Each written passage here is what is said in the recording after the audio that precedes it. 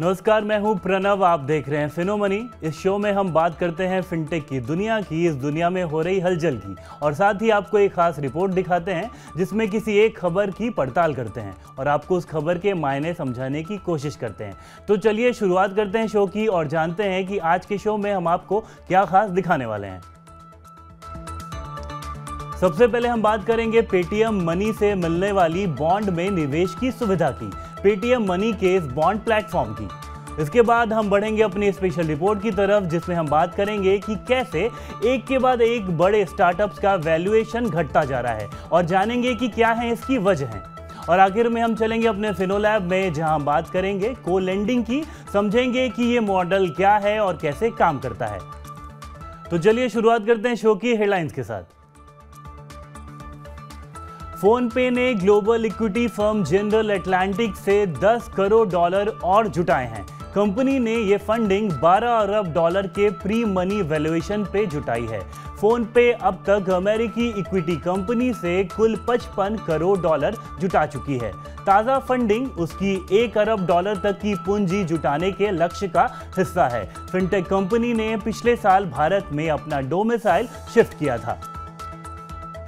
Regulator एडाई हर महीने की 15 तारीख को इंश्योरटेक्स और फिनटेक कंपनियों के लिए एक ओपन हाउस आयोजित करेगा। इस ओपन हाउस का मकसद इंश्योरेंस सेक्टर के लिए और इनोवेटिव आइडियाज लाना है। ओपन हाउस में कंपनियों से सजेशंस यानी सुझाव मांगे जाएंगे। इस पहल के जरिए इंश्योरेंस से जुड़ी गतिविधियों को लेकर कारगर समाधान उपलब्ध कराने की कोशिश की जाएगी।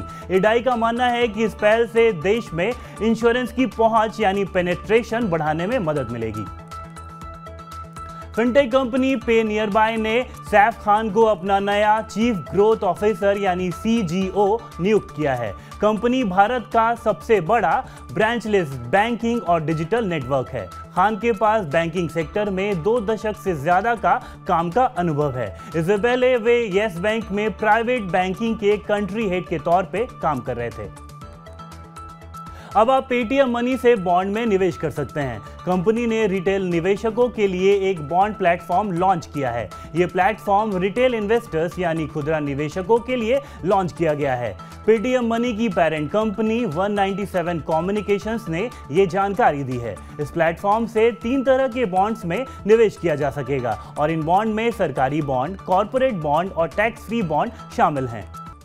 पॉलिसी बाजार की पेरेंट कंपनी पीबी फिनटेक की चौथी तिमाही के रिजल्ट्स आ गए हैं। वित्त वर्ष 2022-23 की आखिरी तिमाही में उसका घाटा कम होकर करीब 9 करोड़ रुपए रहा। पीबी फिनटेक को पिछले साल इसी तिमाही में 220 करोड़ रुपए का घाटा हुआ था, जबकि दिसंबर तिमाही में यह घाटा कम होकर 87 करोड़ रुपए रहा था। जनवरी मार्च तिमाही में कंपनी का कारोबारी रेवेन्यू सालाना आधार पर 61% बढ़कर 869 करोड़ रुपए रहा।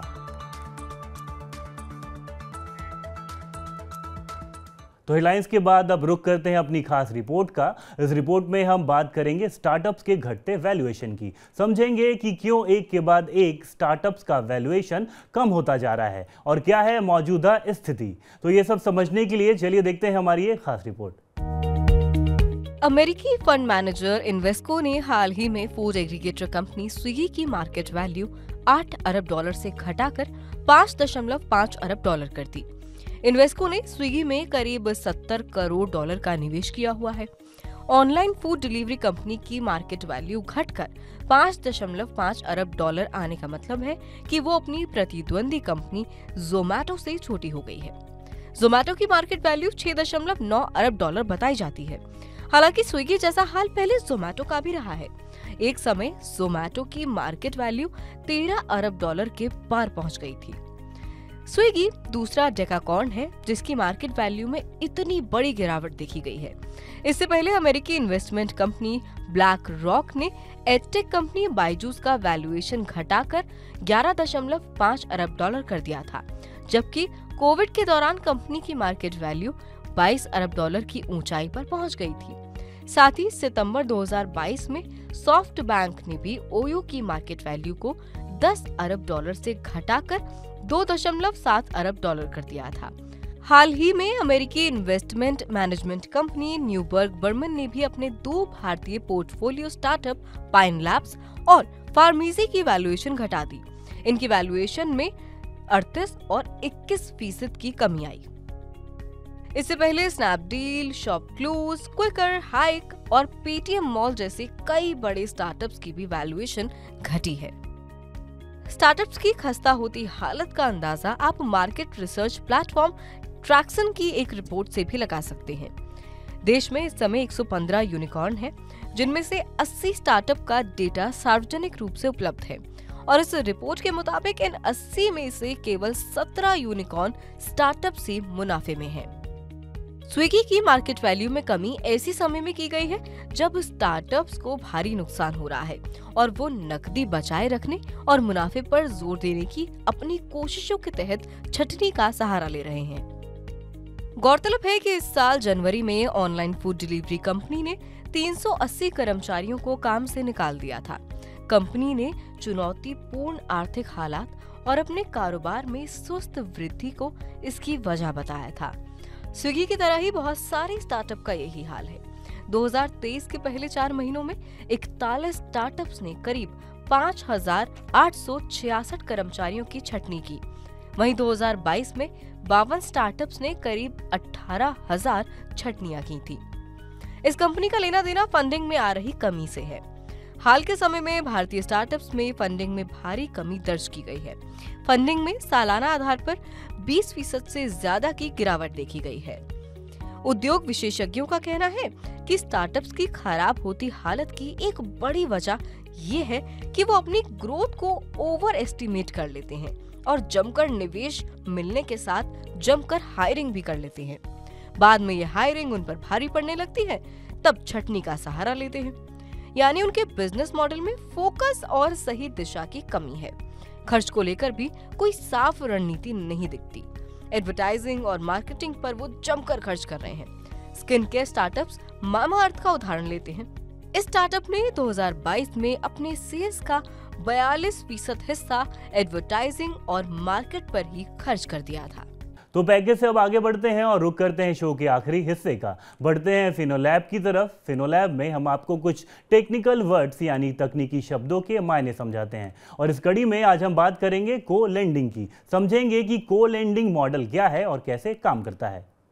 जब आप कोई लोन लेते हैं तब उस लोन का रिस्क बैंक या वित्तीय संस्थान के जिम्मे होता है। लेकिन क्या आपने एक ऐसे लेंडिंग मॉडल के बारे में सुना है जिसमें एक एंटिटी लोन दे लेकिन उसका रिस्क 2 एंटिटीज मिलकर शेयर करें? लोन देने की इस व्यवस्था को को लेंडिंग मॉडल कहते हैं और आज के फिनोलैब में हम आपको इसी के बारे में बताएंगे।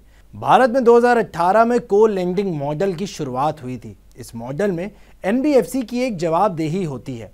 एक एनबीएफसी कई बैंकों के साथ साझेदारी कर सकती है और एक बैंक भी कई एनबीएफसीज के साथ साझेदारी कर सकता है। मान लीजिए कि एक एनबीएफसी ने किसी बैंक के साथ समझौता किया है। ऐसे में लोन जनरेट करने की जिम्मेदारी बैंक की नहीं होगी। एनबीएफसी लोन का एप्लीकेशन बैंक के पास भेजने से पहले संभावित कर्जदार के लिए नो योर कस्टमर या कहें केवाईसी सहित बुनियादी ज़रूरतें पूरी करेगी। को लेंडिंग मॉडल का मुख्य उद्देश्य इकोनॉमी के उस वर्ग को अफोर्डेबल कॉस्ट पर लोन देना है जिसे लोन की सुविधा नहीं मिलती या कहें कम मिलती है। को लेंडिंग में बैंक और एनबीएफसीज का 80:20 के रेशियो में रिस्क शेयर करते हैं, यानी 80% लोन बैंक देता है और न्यूनतम 20% हिस्सा एनबीएफसी के जिम्मे होता है। अब लोन के टिकट साइज की बात करें तो भाई आमतौर पर ये लोन छोटे होते हैं। टिकट साइज 3 लाख से लेकर 5 लाख रुपए के बीच शुरू होता है और 1 करोड़ रुपए तक जा सकता है। अब जाते जाते एक आखिरी जरूरी बात, अगर आप बिजनेस और पर्सनल फाइनेंस से जुड़ी हर अपडेट, हर खबर को देखने के अलावा सुनना भी चाहते हैं तो रुक कर सकते हैं पॉडकास्ट रेडियो मनी 9 का, जहां सोमवार से शुक्रवार हर दोपहर 1 बजे आता है खबरों का लंच बॉक्स, जिसमें शामिल होती है आपकी जेब और आपकी जिंदगी से जुड़ी हर जानकारी। ये पॉडकास्ट आपको यूट्यूब और हमारी वेबसाइट के अलावा मनी 9 ऐप पे भी मिलेगा। अगर आपने अब तक हमारे ऐप डाउनलोड नहीं किया है तो देरी ना करें और तुरंत डाउनलोड कर लें हमारा ऐप। तो फिनो मनी में आज के लिए बस इतना ही। हमारे साथ बने रहने के लिए आपका बहुत बहुत शुक्रिया। अगले एपिसोड में आपसे फिर मिलेंगे, तब तक आप देखते रहिए मनी 9। नमस्कार। है।